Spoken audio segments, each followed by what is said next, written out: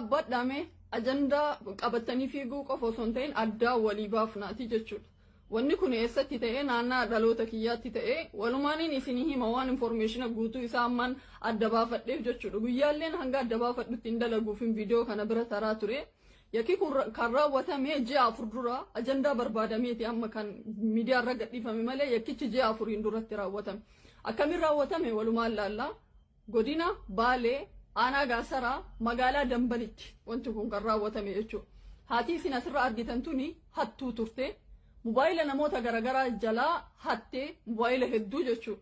Kana keessa mobaayila Ustaaz Sheikh Ismaa'iltu keessa jira ture.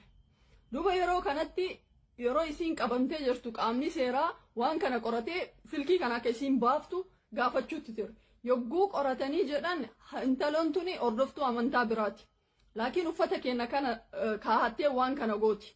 Duuba namni kun wayita waan kana adda baafate uffata keenya uffata musliimaa kaahattee maaliif waan akkanaa dalayde eegan islaam an tahin maqaa islaamaa balleessuuf jedhee emotiona keessa seeneeti namichi kun kan akkana gochaa ture jechuudha. Dhahaanii ture baasi uffanni kun si bakka bu'uu jedhee nitiin kaifii dhahaa ture tubboodhaan dhahaa ture jechuudha poolisiin kun. Wanni poolisiin kun dalage sirriidha guutumaan guututti sirrii miti. Dhalli namaa kamilleen mirga qaba akkuma namni yakka dalagillee mirga mataa isaa danda'e qaba.